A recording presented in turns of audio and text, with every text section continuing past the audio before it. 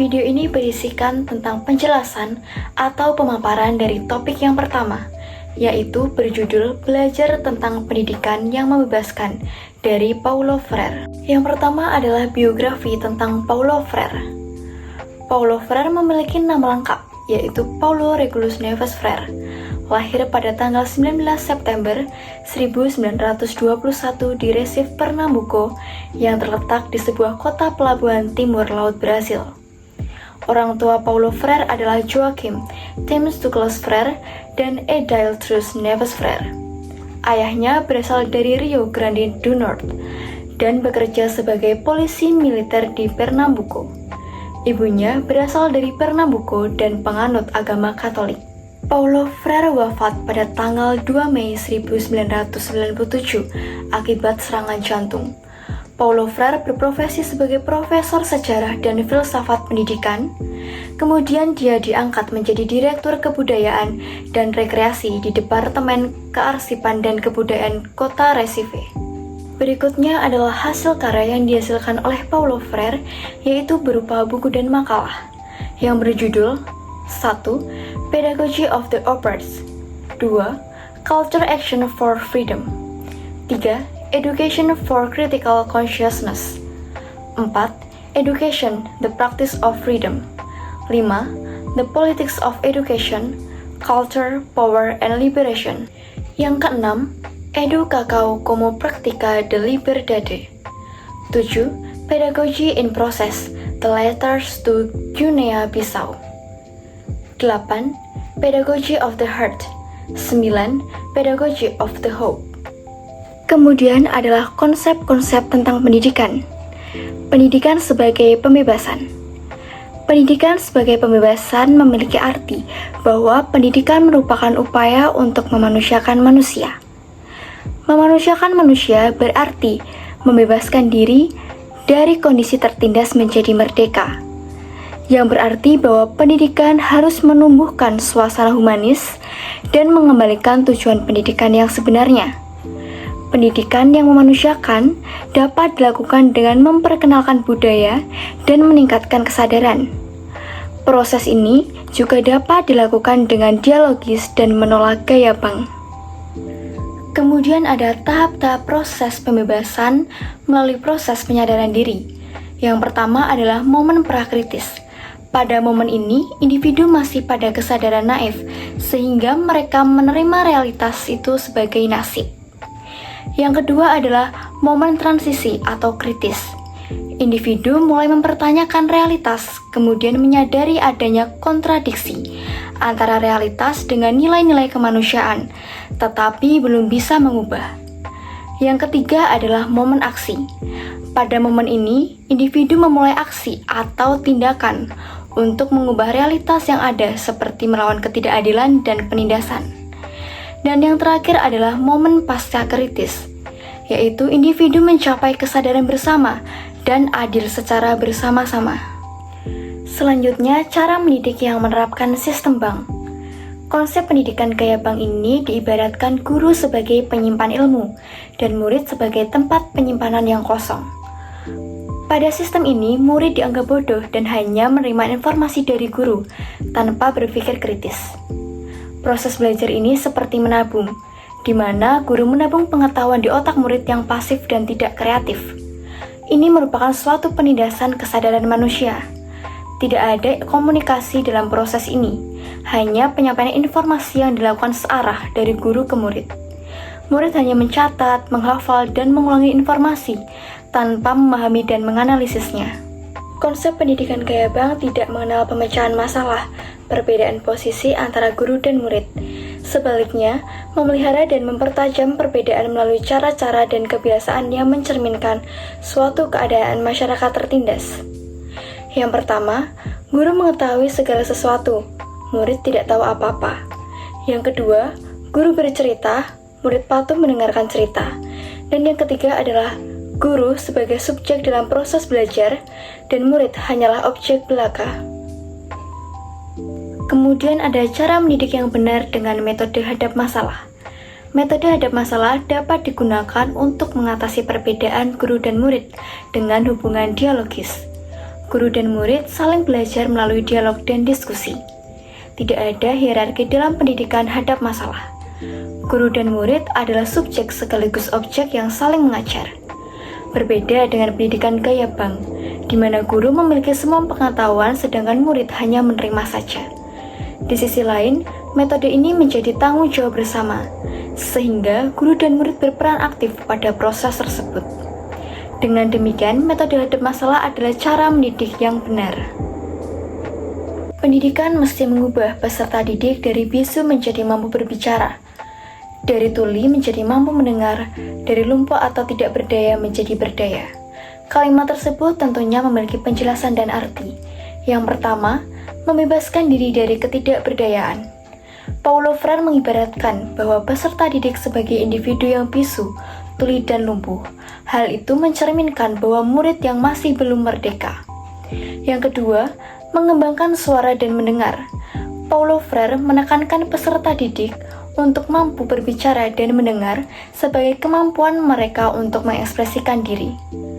Yang ketiga, membangun kekuatan dan keberdayaan. Istilah lumpuh dipakai oleh Paulo Freire untuk menggambarkan ketidakberdayaan peserta didik dalam mengambil tindakan atau melakukan aksi, serta mengubah realitas mereka. Yang keempat adalah pendidikan sebagai proses transformatif. Pendidikan bukan hanya transfer pengetahuan, tetapi juga tentang mengembangkan, memajukan, dan meningkatkan diri dan masyarakat untuk melakukan perubahan.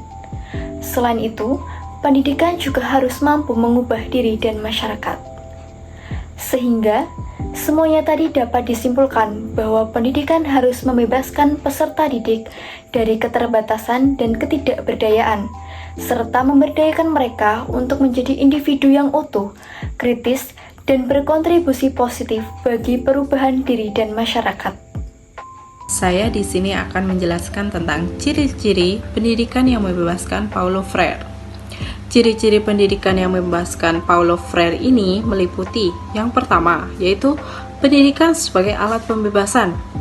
Nah, Freire ini meyakini bahwa pendidikan harus mengarah pada pembebasan individu maupun masyarakat. Yang kedua, yaitu partisipasi aktif siswa. Nah, dia menekankan pentingnya siswa terlibat secara aktif dalam proses pembelajaran, bukan hanya sebagai penerima pasif informasi.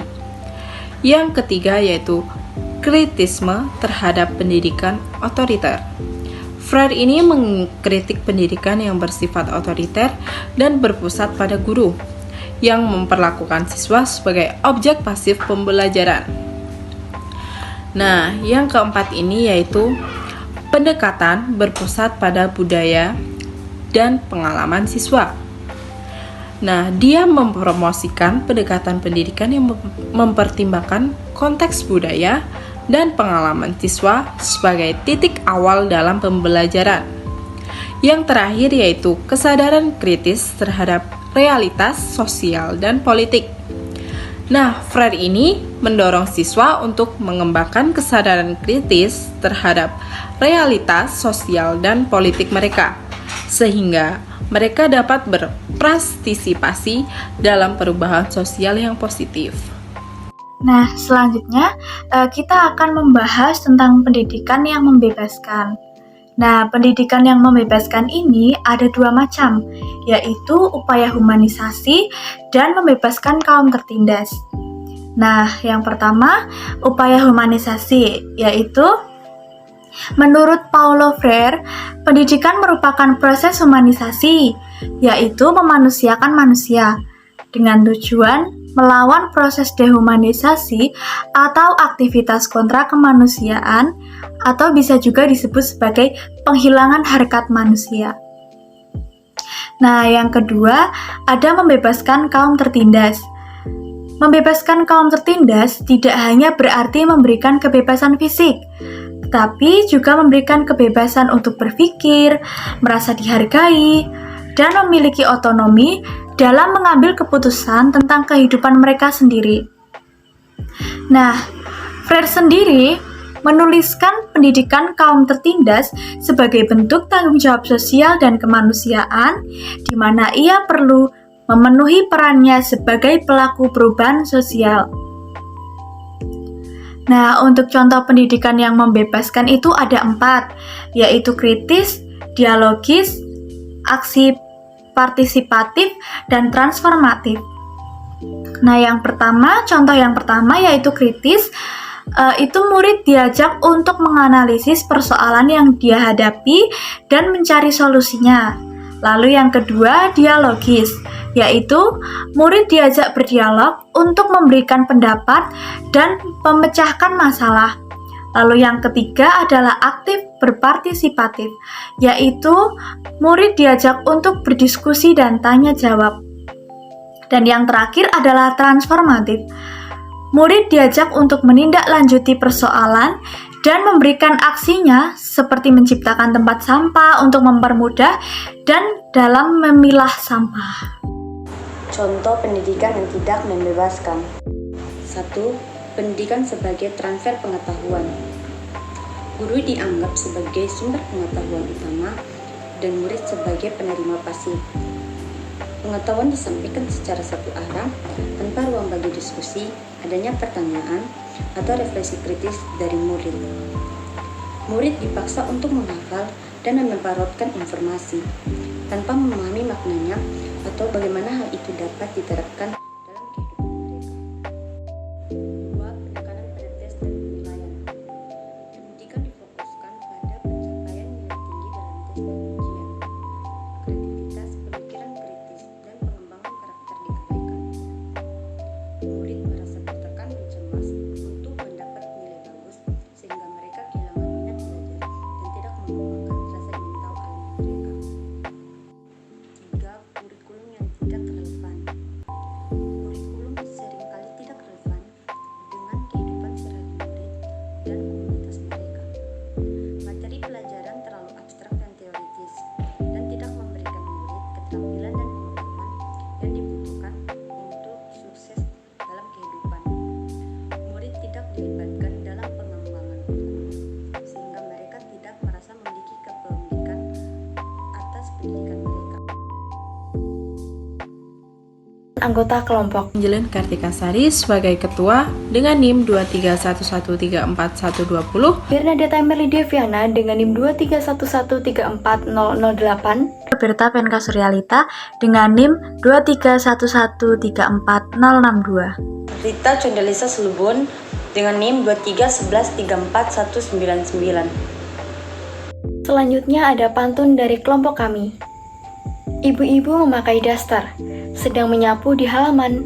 Kalau kamu kenal Paulo Freire, kamu akan ingat pendidikan yang membebaskan. Sekian dari kelompok kami dan terima kasih.